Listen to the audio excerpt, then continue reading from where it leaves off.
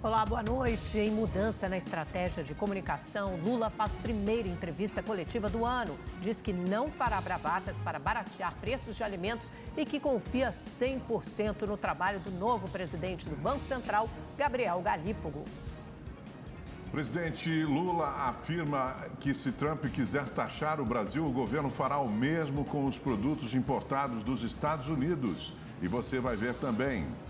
Em entrevista exclusiva ao programa É Notícia, Fernando Haddad afirma que preços dos alimentos tendem a se acomodar. Está vindo muito forte a produção agrícola e com uma acomodação do dólar num patamar mais baixo do que o previsto pelo mercado, os preços dos alimentos tendem a se acomodar. Ministro da Fazenda critica a oposição e o uso da inteligência artificial para divulgar notícias falsas sobre a economia do país. Então, quando eu vejo os meus adversários fazendo isso, eu lamento por eles e pelo Brasil. Emprego com carteira assinada tem alta de quase 17% em 2024, com a criação de 1.700.000 vagas.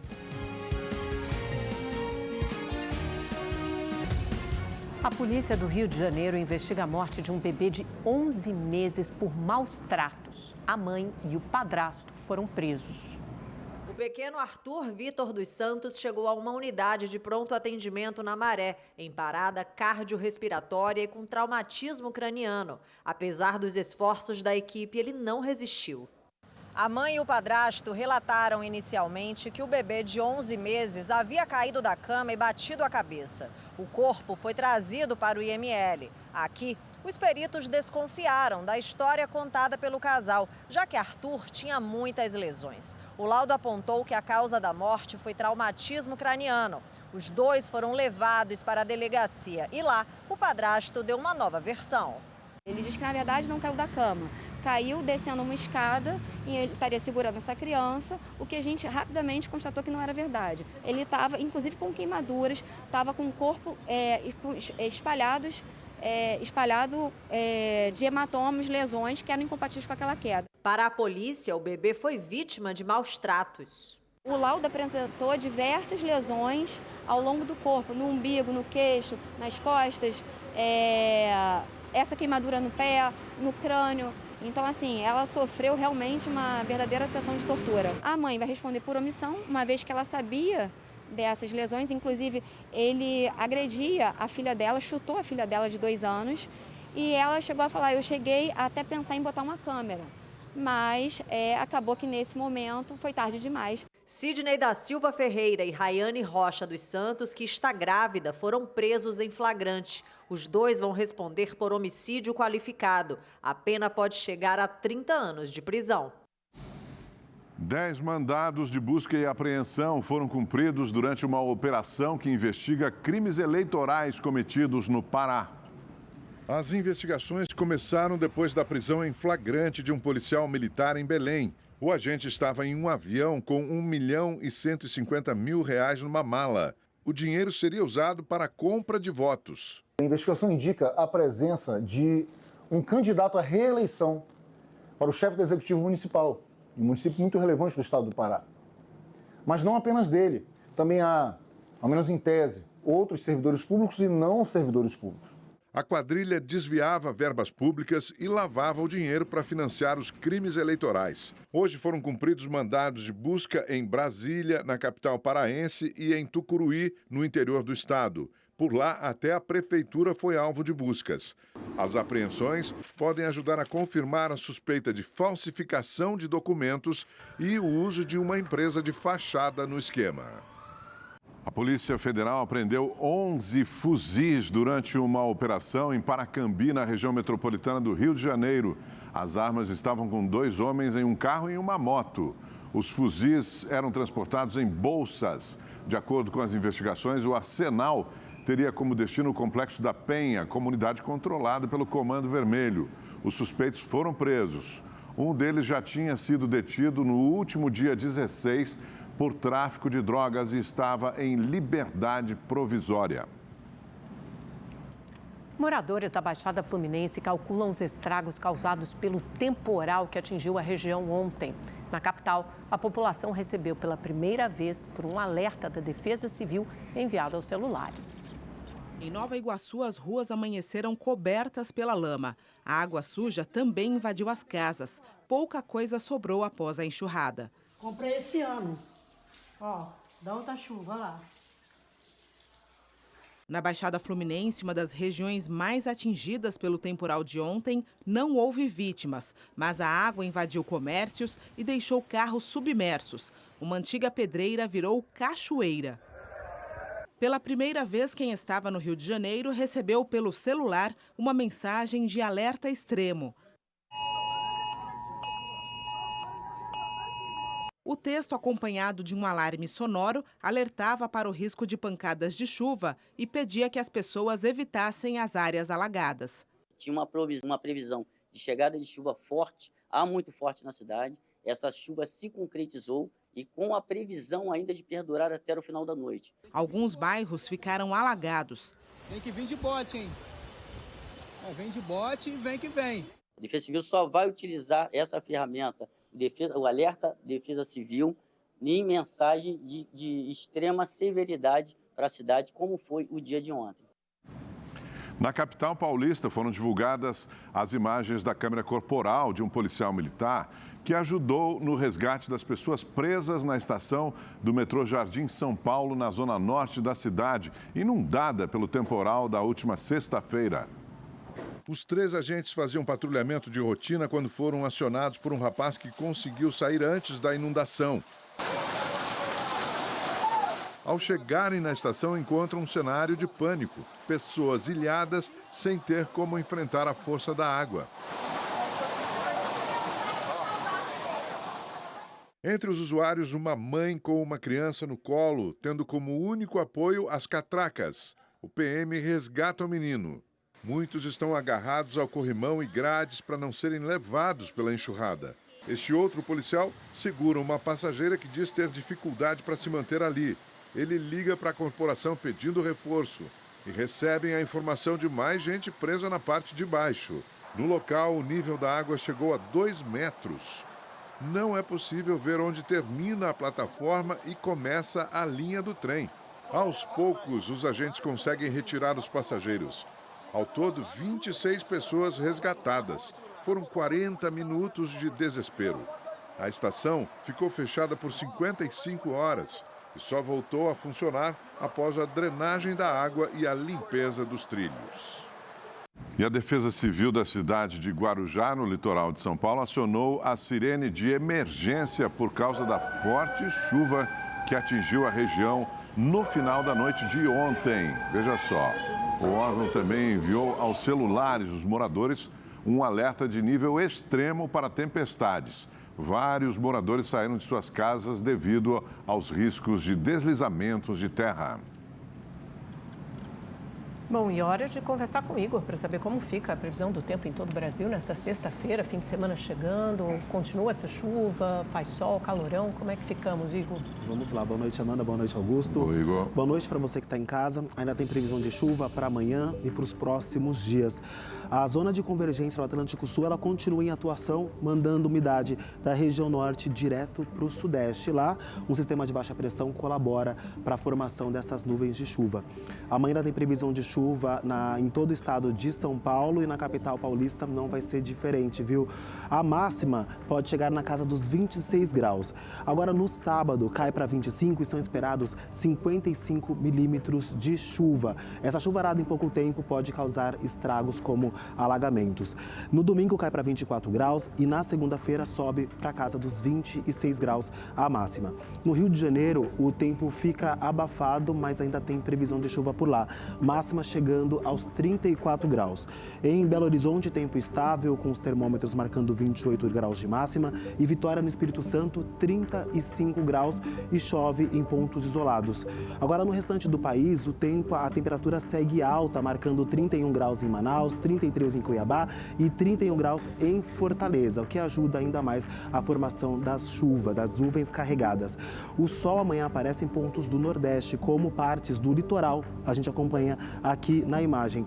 Na região norte e no centro-oeste, o tempo segue instável e também com previsão de chuva a qualquer hora do dia. Agora, no sul do país, o sol ele está garantido em grande parte do Rio Grande do Sul. Só que no Paraná e em Santa Catarina, a chuvarada continua, viu? Amanhã eu volto para falar detalhes sobre a previsão do tempo para o fim de semana. Boa noite para todo mundo. Amanda Augusto. Perfeito, obrigado, Igor. Até amanhã. Um dado preocupante sobre saúde. 3 em cada 10 brasileiros tomam antibióticos sem prescrição médica. É o que revela um levantamento feito pela Sociedade Brasileira de Infectologia. Gripe, resfriado, rinite ou sinusite. Sintomas ligados a essas doenças estão entre os principais motivos que levam as pessoas a usarem antibiótico por conta própria, ou seja, sem prescrição médica. Depende da situação, eu utilizo. É muito importante que a população só utilize medicamentos antimicrobianos prescritos pelo médico. Isso evita a criação de bactérias super resistentes.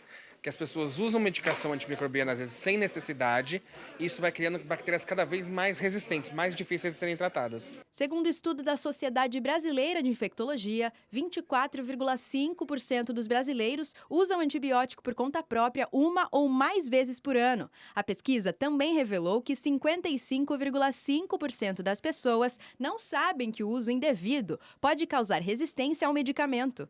O levantamento mostrou que 37% dos brasileiros acreditam que os antibióticos combatem vírus, fungos, vermes e parasitas. Mas, na realidade, eles são usados apenas para tratar infecções bacterianas. Esse mal-entendido pode agravar o quadro de saúde do paciente.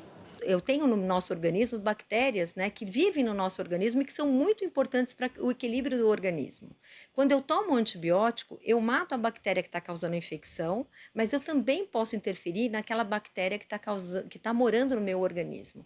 E aí eu favoreço o desequilíbrio. E é esse desequilíbrio que às vezes vai poder causar mal para as pessoas. A pesquisa também revelou que 27% dos antibióticos vendidos sem receita vêm de farmácias pequenas. A fiscalização é feita pelo Conselho Nacional de Farmácias. Em nota, a instituição informou que o trabalho é feito rotineiramente ou de acordo com denúncia. Compro sempre com receita, até porque a gente só pode comprar antibiótico com receita de 2 vias. O Ministério da Saúde deve destinar cerca de 150 milhões de reais para estados e municípios incentivarem a vacinação em escolas da educação básica. O anúncio foi feito pelo diretor do Programa de Imunização do Ministério da Saúde. Segundo Éder Gatti, o montante faz parte do programa Saúde na Escola, feito em parceria com o Ministério da Educação, e serve para combater a baixa adesão vacinal de crianças e adolescentes. Dos 150 milhões de reais previstos, quase 16 milhões serão enviados aos estados e outros 134 milhões aos municípios. A divisão do recurso entre as unidades federadas usou um critério que considerou o tamanho do território. Isso, inclusive, trata de forma diferenciada os municípios da região norte, que têm dificuldades logísticas importantes. Também considerou números de escolas, um peso diferenciado para escolas rurais. A expectativa é que a ação ocorra entre os meses de abril e maio em instituições dos ensinos infantil, fundamental e médio. Em crianças de até 5 anos, serão aplicados imunizantes contra a febre amarela, tríplice viral e tríplice bacteriana. Os alunos de 5 a 15 anos serão vacinados contra o HPV e meningocócica ACWY. O Ministério também vai incentivar que alunos sejam orientados sobre as estratégias contra a dengue durante as atividades escolares. É uma doença que nós conhecemos, que sabemos que as mortes são evitáveis, a hidratação, conhecimento do manejo clínico, reforçar esses aspectos. A volta às aulas está sendo diferente para muitos alunos. A grande mudança é a proibição dos celulares, que cumpre uma lei federal. O repórter Felipe Brosco foi a um colégio particular na capital paulista para entender os desafios e também as vantagens, ou para alguns as desvantagens dessa novidade. As coisas estão diferentes nesta escola particular que fica na zona leste de São Paulo. As conversas fluem melhor. O celular, antes muito utilizado durante o intervalo, deu lugar a um jogo de cartas. Então conta pra mim, como que você teve essa ideia aí de trazer um jogo de cartas em substituição ao celular? eu sempre gostei muito de jogar cartas. Então, assim, eu acho que o celular facilitou essa coisa de eu trazer. Porque antes eu poderia ter trazido também, mas o celular, a falta do celular incentivou, né? A gente tem o recreio e tal, a gente tem 20, 30 minutos. Então, é uma forma de passar o tempo e aproveitar. Como que era antes? Todo mundo usava aqui muito celular, principalmente na hora do intervalo? Ah, a gente usava bastante. Às vezes a gente também falava, nossa, tá todo mundo no celular, vamos desligar, vamos conversar. Antes de tudo, todo mundo ficou muito preocupado, né? Mas assim, não tá fazendo muita falta não, pra falar a verdade. Tá todo mundo rindo, curtindo bastante, conversando. Então acho que isso, assim, em parte foi muito bom, na verdade. Na sala de aula, as coisas também mudaram. Ao chegarem, os alunos deixam os celulares em um espaço reservado e só o retiram na hora da saída. E às vezes atrapalhava com alguma notificação, alguma coisa, então achei que ficou bem melhor para prestar atenção na aula. Que essa mudança foi muito difícil para muitos, mas ajudou muito para o cotidiano de todo mundo. Com a nova lei federal, sancionada este ano, todas as escolas públicas e particulares terão que acatar as novas regras e proibir o uso de celulares e outros dispositivos eletrônicos, como tablets, dentro das escolas. Para nós, enquanto educadores, é importantíssimo. Inclusive, uma sugestão que a gente dá é que seja estendido para casa também, né? Para que esse trabalho que a gente tem feito nas escolas seja um trabalho também realizado em casa, né? Que é onde os estudos precisam continuar, onde precisa ser reforçada essa questão do trabalho que a gente faz aqui, para que eles também tenham um tempo também sem o celular em casa. Pesquisas têm apontado nos últimos anos o prejuízo das telas para os mais jovens. Com isso, ganhou força no país o consenso sobre os danos causados pelo uso do celular na aprendizagem e no desenvolvimento. Essa implementação tem sido feita em outros países também. Na Espanha, eles repararam que o bullying foi reduzido, né? Porque os alunos deixam de ficar trocando aquelas mensagens maldosas entre eles, ou então até mesmo fazendo registros fotográficos ou de vídeos que podem gerar bullying também.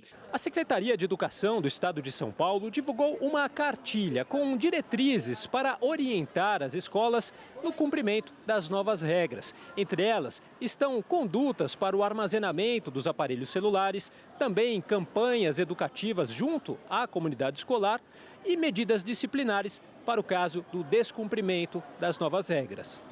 A cartilha, elaborada em conjunto com o Programa de Melhoria da Convivência e Proteção Escolar, diz que o uso dos dispositivos eletrônicos será permitido quando houver necessidade pedagógica, condições de saúde específicas e em casos de acessibilidade, sempre com a devida justificativa e orientação do professor. Então hoje você tem um aluno que quando não entende alguma coisa, ele fala. Ele olha no olho do professor, certo? E fala, e pergunta. Então essa legislação ela veio para trazer grandes benefícios para o processo de ensino-aprendizagem. O Brasil gerou quase 1.700.000 novos postos de trabalho formais em 2024, alta de 16,5% em relação ao ano anterior. Os dados são do CAGED, o Cadastro Geral de Empregados e Desempregados do Ministério do Trabalho.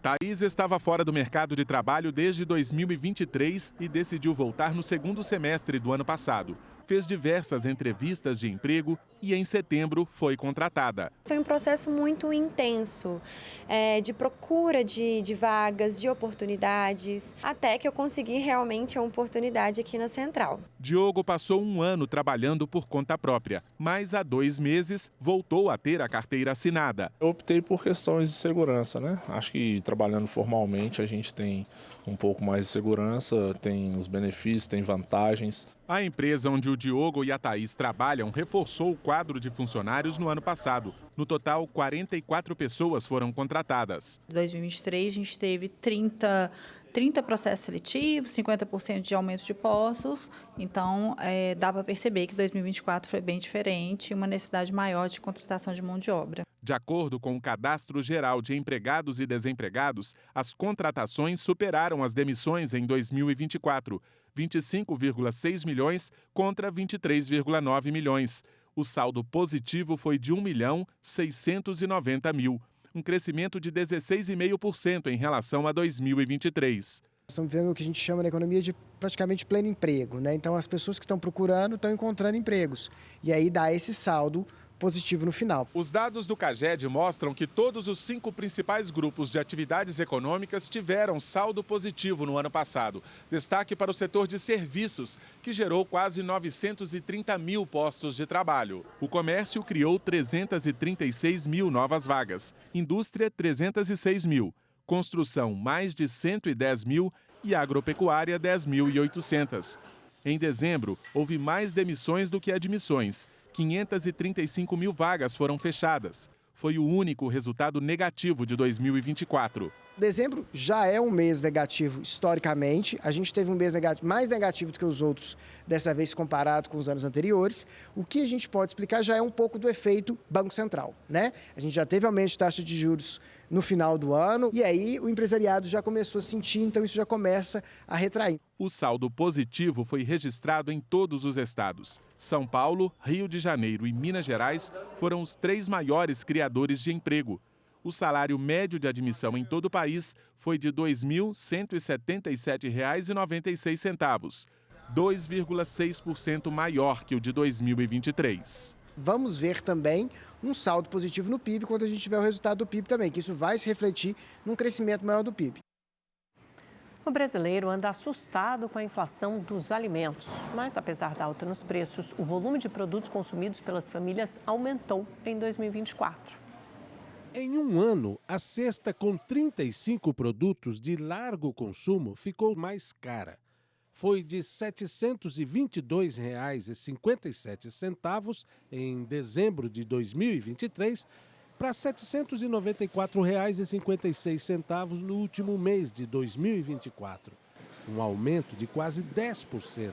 As proteínas foram as vilãs. Se eu pegar aqui a carne dianteira, foi mais de 25% de aumento, o suíno mais de 20%, o frango mais de 8%.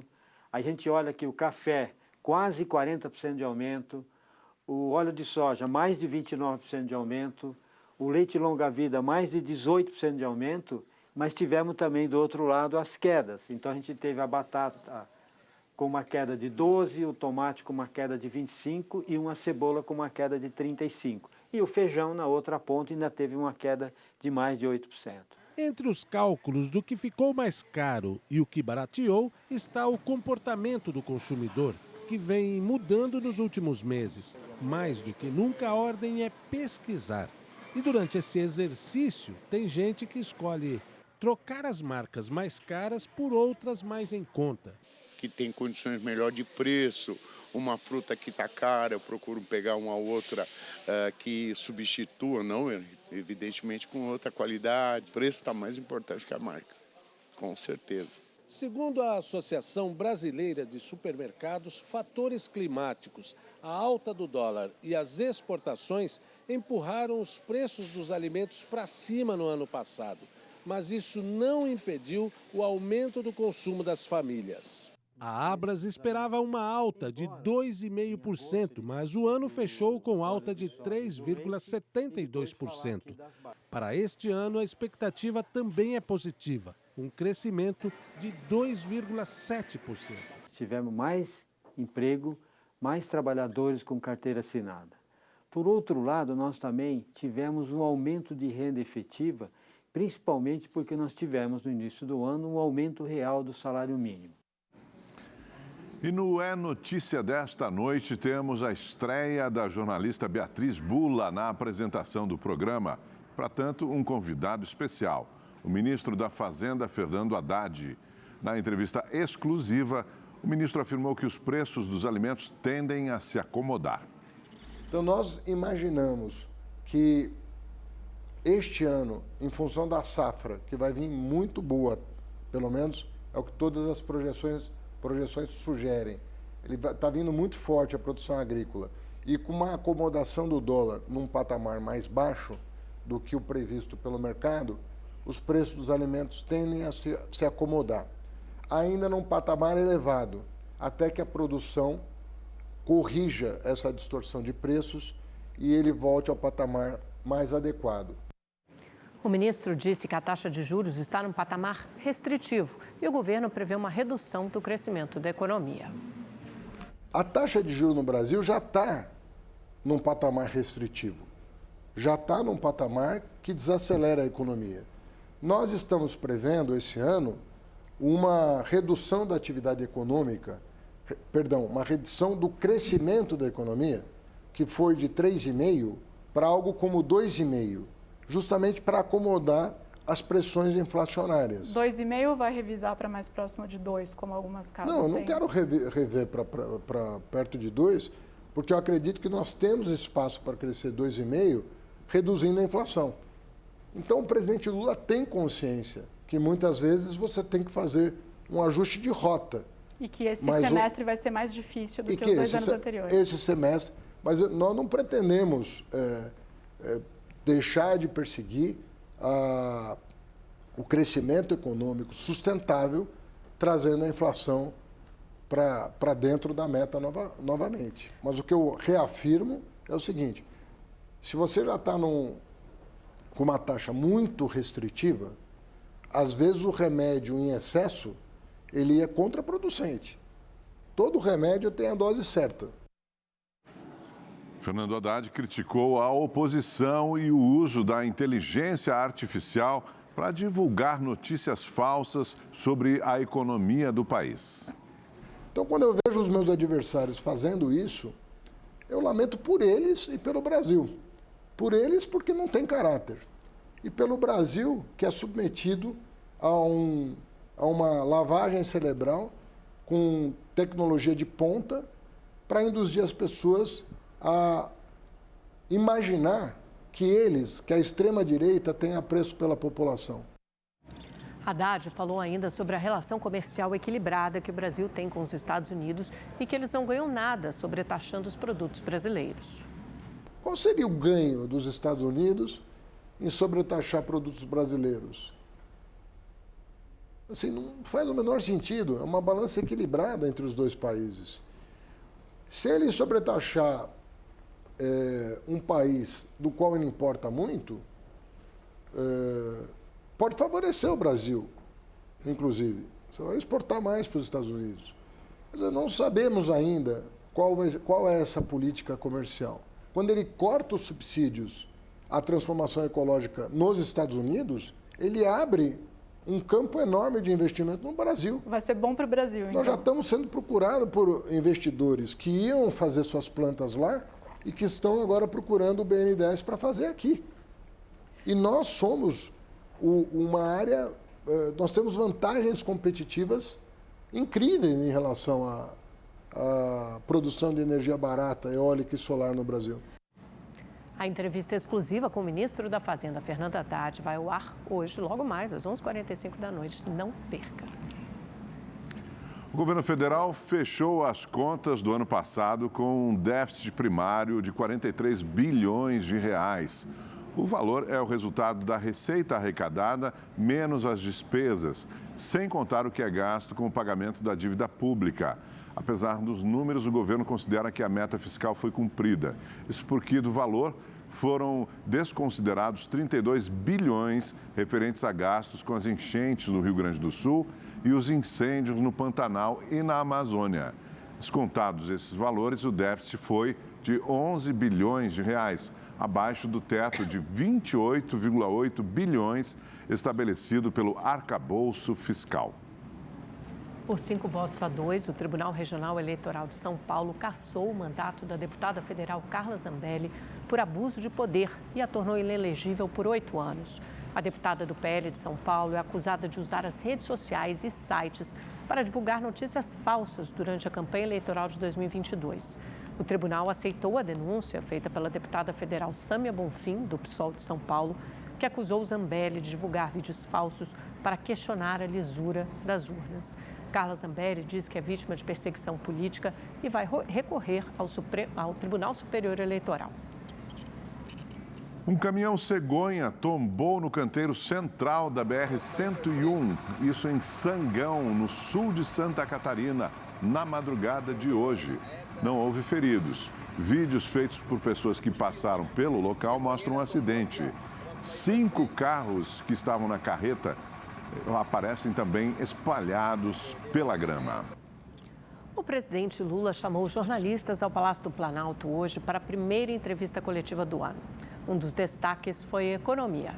Segundo o presidente, a estabilidade fiscal é o foco do governo, mas, por enquanto, não há previsão de novas medidas fiscais. A gente quer responsabilidade fiscal e a gente quer fazer o menor déficit possível, porque a gente quer que esse país dê certo. Veja, se apresentar durante o ano a necessidade de fazer alguma coisa, nós vamos reunir o governo e discutir. Mas eu posso te dizer que, se depender de mim, não tem outra medida fiscal. Lula disse ainda que não fará nenhuma bravata para reduzir os preços dos alimentos e defendeu que a redução virá com a melhoria das condições da produção agrícola. O que nós precisamos trabalhar com muito carinho é o seguinte: é aumentar a produção de tudo aquilo que a gente produz, fazer com que a chamada, pequena e média agricultura, que são responsáveis pela produção de quase 100% dos alimentos, possam produzir mais. Para isso, a gente tem que fazer mais financiamento, a gente tem que fazer mais financiamento para a modernização da produção dessa gente. Lula negou ter dado aval para um aumento no preço do óleo diesel. Desde o meu primeiro mandato, que eu aprendi que quem autoriza o aumento do petróleo e derivado de petróleo é a Petrobras e não é o presidente da República. É porque se ela tiver que fazer um reajuste, ainda assim, não levando em conta o aumento da inflação de 2023 a 2024, sem contabilizar a inflação, se colocar essa inflação no preço, se ela fizer reajuste, ainda assim será menor do que dezembro de 2022. Ontem, o presidente do PSD, Gilberto Kassab, criticou a gestão de Fernando Haddad no Ministério da Fazenda e afirmou que, se as eleições fossem hoje, Lula perderia. O chefe do executivo defendeu o trabalho do ministro no governo. Quando eu vi a história do companheiro Kassab, eu comecei a rir. Porque, como ele disse, se a eleição fosse hoje, eu perderia. Eu olhei no calendário e percebi que a eleição vai ser só daqui a 2 anos. Eu fiquei muito despreocupado, porque hoje não tem eleição. É importante a gente lembrar. Eu posso não gostar pessoalmente de uma pessoa. Eu posso ter crítica pessoal àquela pessoa. Mas não reconhecer que o companheiro Haddad começou o nosso governo coordenando a PEC da transição, porque a gente não tinha dinheiro para governar o país em 2023. E nós conseguimos, num governo, num parlamento totalmente adverso, totalmente. Ao ser questionado sobre uma possível nomeação de Gleisi Hoffmann para algum ministério, Lula disse que a presidente do PT é um quadro muito refinado e que teria condições de assumir qualquer pasta. O presidente evitou falar sobre uma reforma ministerial. Eu não conversei com ela, ela não conversou comigo. Eu ainda não sentei para ficar pensando se eu vou ou não trocar alguns ministros. Agora, vocês podem ter certeza que o dia que eu trocar, vocês saberão de primeira mão. E não vai saber por um furo de um articulista, não. Sabe aquele furo? Não, alguém perto do governo, alguém próximo do presidente, alguém, tomou café com o presidente. Não. Vocês vão saber, porque eu vou comunicar a vocês. O presidente também comentou sobre a nova alta da taxa básica de juros, a Selic. Lula disse que o aumento de 1 ponto percentual já estava previsto. Ele afirmou ainda que acredita que o presidente do BC, Gabriel Galípolo, vai entregar no futuro uma taxa de juros mais baixa. Tem consciência de que num país do tamanho do Brasil, com a responsabilidade do Brasil. Mãe e filha são baleadas durante assalto à residência na zona leste de São Paulo.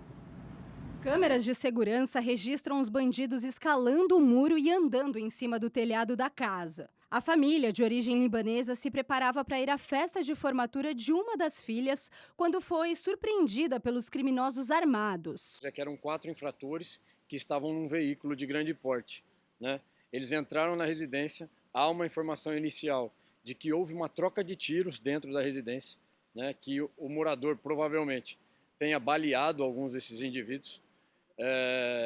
Eu não sei se com a arma dos próprios criminosos ou com uma outra arma. A mãe, Júlia Arati, foi atingida no abdômen, mas não corre risco de morte. A estudante de arquitetura Dália Arati, de 23 anos, levou um tiro no pescoço. O estado dela é considerado grave. Após o assalto, os bandidos fugiram pulando este muro. A polícia foi acionada e um deles foi detido bem próximo daqui. Outros 2 criminosos foram perseguidos e houve troca de tiros. O helicóptero Águia foi acionado para ajudar nas buscas. O criminoso encontrado foi encaminhado para a delegacia. Ele já tem várias passagens por roubo. Segundo a Secretaria de Segurança Pública, durante a perseguição houve troca de tiros. Um suspeito ficou ferido e o outro morreu. Um 4º criminoso conseguiu fugir. Os moradores afirmam que essa não é a primeira vez que bandidos tentam roubar a casa. Desta vez, eles supostamente pretendiam buscar joias. A casa que foi roubada já é a 2ª vez que acontece. Da última vez não roubaram nada. O bandido ficou preso dentro da caixa d'água, se escondeu dentro da caixa d'água. De acordo com os familiares, a vítima ajudava a escolher a roupa para a festa da irmã que se formou em medicina quando foi baleada. Há 2 meses, eu fui assaltada. Entraram dentro da minha casa, eu estava viajando, levaram o meu carro, acabaram com a minha casa. Então você não tem mais sossego, minha filha, você não tem mais por onde correr. Infelizmente, sabe? E cada vez está pior esse bairro. A gente precisa mais de policiamento. Parte de um prédio desocupado desabou na região metropolitana do Recife. Não houve vítimas, mas o desabamento afetou as construções que ficam no entorno. A edificação é um dos 14 prédios do Conjunto Beira-Mar que deveriam ser demolidos por recomendação da Defesa Civil do município do Paulista, no Grande Recife. O local estava vazio, mas, segundo a prefeitura da cidade, entre 10 e 12 imóveis que ficam no entorno do residencial foram impactados pelo desmoronamento. Equipes da Defesa Civil estiveram no local para conversar com os moradores. A gente iniciou uma conversa porque muitos ali são comércio. Então, pela manhã, eles não estavam funcionando. Então, a gente vai retornar amanhã, pediu apoio à Secretaria de Políticas Sociais, que tem a questão do CRAS, né? A gente pediu apoio e amanhã a gente está fazendo esse reconhecimento. Neste mesmo conjunto residencial, parte de um bloco desabou em julho de 2023, deixando 14 mortos e 7 feridos. O residencial, construído em 1982, é formado por 29 prédios caixão. Na época, muitos como este foram erguidos, mas as estruturas são frágeis. Por isso, construções desse tipo são proibidas desde 2005 nas cidades da região metropolitana do Recife. O prédio caixão já é uma construção que ela já tinha sido condenada, né, até pelo CREA, realmente, porque é um tipo de edificação que não funciona mais. O pessoal constrói, a fundação dele é um caixão vazio, então ali pode subir o lençol freático, as paredes são dos tijolos, elas não têm revestimento, então sobe e desce de água, então aquilo ali prejudica, então enfraquece a estrutura. Em nota, a empresa Traditio, responsável por manter a vigilância no local, informou que a construtora responsável pela demolição já foi contratada, mas que o início dos trabalhos não foi possível devido a ameaças sofridas pelos técnicos que foram ao local. Diante disso, a companhia solicitou reforço policial para assegurar a integridade dos trabalhadores e aguarda a implementação da medida pelas autoridades públicas. Rede TV News de volta. Nós vamos assistir novamente a reportagem que fala sobre a primeira coletiva do ano do presidente Luiz Inácio Lula da Silva. Tivemos um pequeno probleminha técnico, por isso vamos reexibir a matéria. Acompanhe. Segundo o presidente, a estabilidade fiscal é o foco do governo, mas, por enquanto, não há previsão de novas medidas fiscais. A gente quer responsabilidade fiscal e a gente quer fazer o menor déficit possível, porque a gente quer que esse país dê certo. Veja, se apresentar durante o ano a necessidade de fazer alguma coisa, nós vamos reunir o governo e discutir. Mas eu posso te dizer que, se depender de mim, não tem outra medida fiscal. Lula disse ainda que não fará nenhuma bravata para reduzir os preços dos alimentos e defendeu que a redução virá com a melhoria das condições da produção agrícola. O que nós precisamos trabalhar com muito carinho é o seguinte, é aumentar a produção de tudo aquilo que a gente produz, fazer com que a chamada, pequena e média agricultura, que são responsáveis pela produção de quase 100% dos alimentos, possam produzir mais. Para isso, a gente tem que fazer mais financiamento, a gente tem que fazer mais financiamento para a modernização da produção dessa gente. Lula negou ter dado aval para um aumento no preço do óleo diesel. Desde o meu primeiro mandato, que eu aprendi que quem autoriza o aumento do petróleo e derivado de petróleo é a Petrobras e não é o presidente da República. É porque se ela tiver que fazer um reajuste, ainda assim, não levando em conta o aumento da inflação de 2023 a 2024, sem contabilizar a inflação, se colocar essa inflação no preço, se ela fizer reajuste, ainda assim será menor do que dezembro de 2022. Ontem, o presidente do PSD, Gilberto Kassab, criticou a gestão de Fernando Haddad no Ministério da Fazenda e afirmou que, se as eleições fossem hoje, Lula perderia. O chefe do executivo defendeu o trabalho do ministro no governo. Quando eu vi a história do companheiro Kassab, eu comecei a rir. Porque, como ele disse, se a eleição fosse hoje, eu perderia. Eu olhei no calendário e percebi que a eleição vai ser só daqui a 2 anos. Eu fiquei muito despreocupado, porque hoje não tem eleição. É importante a gente lembrar. Eu posso não gostar pessoalmente de uma pessoa. Eu posso ter crítica pessoal àquela pessoa. Mas não reconhecer que o companheiro Haddad começou o nosso governo coordenando a PEC da transição, porque a gente não tinha dinheiro para governar o país em 2023.